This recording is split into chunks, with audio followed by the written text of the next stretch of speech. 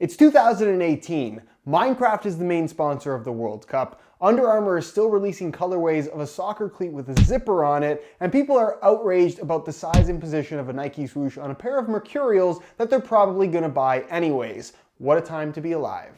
What's going on, guys? Josh from soccerreviewsforyou.com bringing you the top 5 best new boots of 2018. Now, just to be clear, these are the top 5 newest boots, not necessarily the best out of everything out there. There are plenty of boots that have been out for over a year, some even longer than that are still excellent options. Ultimately, when it comes to picking out brand new boots, it really does depend on what type of fit and feel that you're looking for. However, if you're after some of the newest products out there, these are the 5 that I think are the best. As always, feel free to leave your own picks down below in the comment section. If you guys enjoyed the top 5 series on the channel, don't forget to support it with a like. And if you're not subscribed already, be sure to hit that subscribe button along with the little bell notification, because videos come out every single day on all the latest and greatest soccer gear. If you don't want to miss, be sure to subscribe. With all of that out of the way, let's get right into it. Pick number 1 are the brand new Mercurials, both the Mercurial Vapor 12 Elite and the Superfly 6 Elite, 275, 250. They're essentially the exact same shoe. One is a low, one is a mid.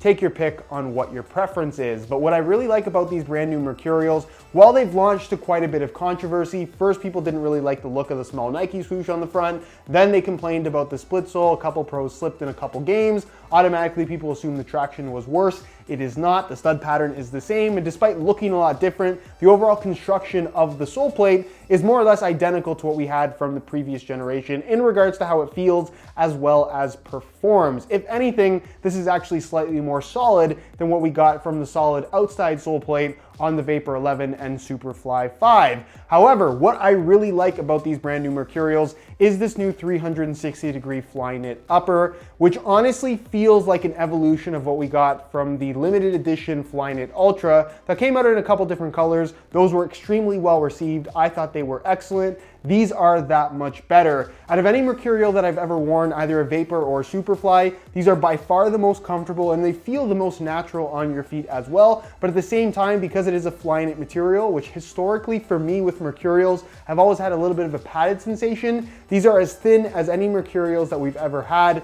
And the touch on the ball is great. The comfort is awesome. They feel extremely natural. Not to mention they do everything that top-end Mercurials are supposed to do. They're lightweight, they're responsive, the traction is aggressive. I really like what Nike has done with these new Mercs. Pick number 2 is the ADIDAS Predator 18.1, which is the laced and cheaper variation of the 2 top-end models available in the new Predator lineup. Now, somewhat similarly to the Mercurials, these launched with quite a bit of controversy, not so much based on the way that they look, but more so based on the fact that this isn't really a Predator in regards to what we've come to expect from the Adidas Predator series. It's the return of the Predator name, but the shoe itself more so is an evolution of what Adidas started doing with the A16 generation, and then of course continue with the A17. This very much could have been called an Ace 18.1 and not a Predator, but with that said, I still think that it's a very, very good shoe. The Prime Knit upper is as soft as we've ever seen from any Adidas product ever. It's got this interesting look to it with the texturing, not really a big impact on performance,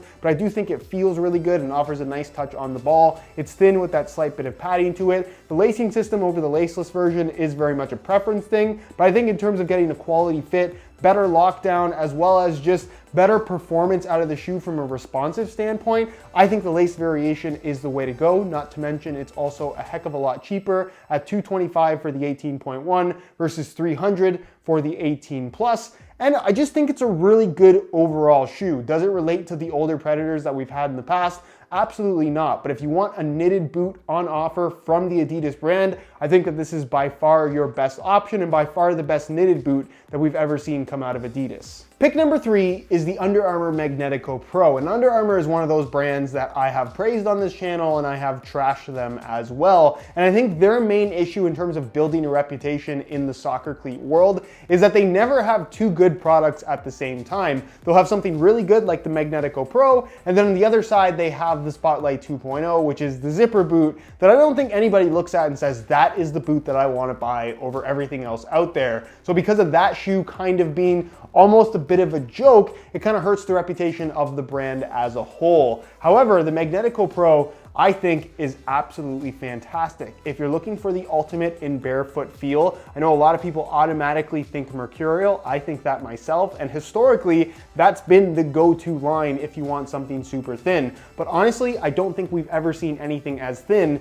as the Magnetico Pro with its clutch fit form true hybrid upper. So it's a replacement for the clutch fit line despite having a different name. You can still see it has this clutch fit pattern here, which is basically a reinforcement webbing, but then it has this form true material on the surface, which is extremely thin. A lot of people asked in my review, and I talked about this in the review that I did on the Magnetico Pro, why the toe kind of looks all funny, and you can see it still looks funny even after wearing it a couple times, and that is simply because the material is so thin that it can't really hold itself up. However, when you have it on your feet, it instantly molds around your foot. It has this little bit of an elasticated quality to it, and it's reinforced by this clutch fit kind of support cage basically that actually makes the shoe much more responsive than you would expect given how thin the material is. Also, for as thin as this material is, it has no plasticky sensation to it whatsoever. It basically feels like the thinnest leather you can possibly imagine. The touch on the ball is like you're not wearing any shoes at all. If I had one complaint in regards to the upper itself, it does feel slightly slick on the ball depending on which ball that you're using. But again, if you're looking for the ultimate in barefoot sensation,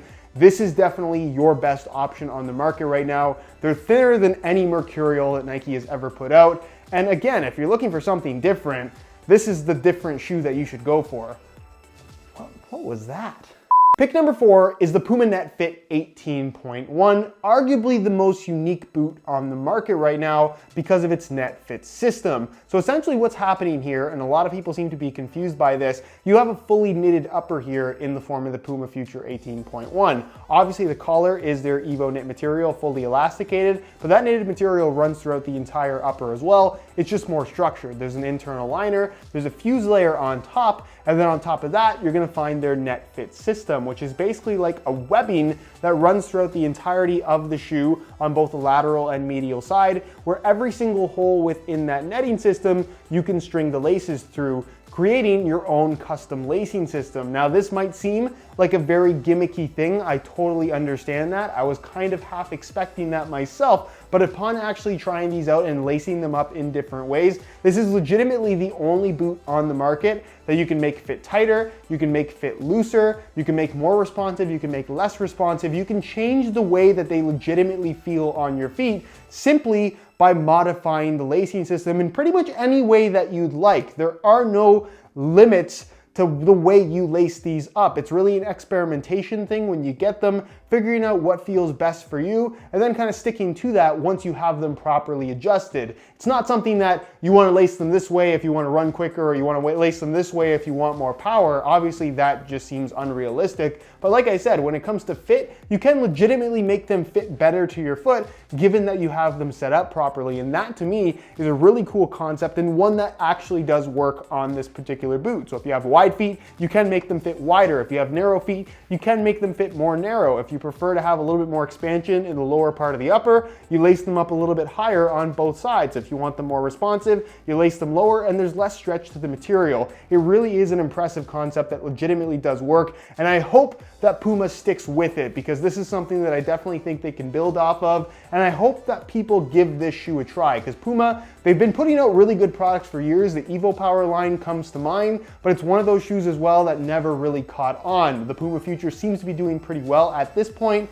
but if you're legitimately interested in trying something that isn't from Nike and Adidas, I think the Puma Future 18.1 is a shoe that you should strongly consider. And finally, pick number 5, a pick that honestly I'm even surprised about, is the Nike Mercurial Vapor 12 Pro and the Mercurial Superfly 6 Pro, essentially the low and mid of the first tier takedown models in the new Mercurial lineup. Now, historically, I've never really been a huge fan of takedown models and haven't really recommended them at the full retail price. The Vapor Pro retailing at $120, the Superfly Pro retailing at $150. Obviously not cheap, but certainly a lot less expensive than what we're used to paying for top-end shoes like the Mercurial Vapor 11 that retailed for $230. And this is basically that exact shoe now at a takedown model price with some slight modifications, arguably improvements, which is crazy to think because you're basically getting the same quality of a top-end vapor for 120 bucks, or if you prefer to have a collar, which by the way is now actual Flyknit in the same collar you would get on the $275 SUPERFLY 6 Elite. You're getting that at 150 bucks here, again, with what is essentially a vapor upper. It's not officially called Taichen synthetic, but it might as well be because it feels exactly the same. Super thin. I know a lot of people were really upset about the top-end Vapor 12 Elite being Flyknit rather than Taichen synthetic, and that is kind of upsetting if you're a longtime fan of that Mercurial Vapor series. We're on the 12th model after all, but luckily for you, Nike hasn't really gone away with it. They're just calling it the Vapor 12 Pro now, and they're charging you a lot less. It even includes ACC, something we've never seen on a takedown model from Nike, and carrying over as a top-end feature from the previous generation of Mercurials is the anatomic shaped sole plate, which again is something you also get on the Elite line. So basically all you're missing out on is the Flyknit upper, but they're replacing it with something that is easily as good as what we've seen on previous top-end Mercurials. And honestly, from a performance standpoint, while I do prefer the Elite Superfly and Vapor, I do think that these are just as good, and they're takedown models. Just as an honorable mention, a brand new release that kind of flew under the radar because of all the hype around other boots that released pretty much at the same time, the ADIDAS COPA 18.1. Full kangaroo leather upper, an internal support cage now, which is actually a nice improvement over what we got from the original. A one-piece construction, a fit that I would say is very, very comfortable. I love the construction in the heel as well. I don't really care for this big fold-over flap, but honestly, it's not that noticeable when you're wearing them. A sprint frame construction, making them very, very lightweight for this style of shoe, and an FG-AG stud pattern. So if you play on both firm natural grass as well as artificial grass, this is a really solid option because you can use it on both surfaces. It's an alternative to what I think is probably a better shoe in the form of the Nike Tiempo Legend 7, now Legend 7 Elite because of the new naming system. But again, that FG-AG capability of this particular shoe, or if you just prefer Adidas over Nike, makes this a very, very solid option that a lot of people don't really consider because it doesn't get the most marketing attention from Adidas. If you're looking for more info on any of the boots that I talked about in today's video, if you head over to my channel, you'll find individual reviews for every single one where I go over all the tech specs as well as how they fit and feel on feet. So if you're after more details, you know where to look.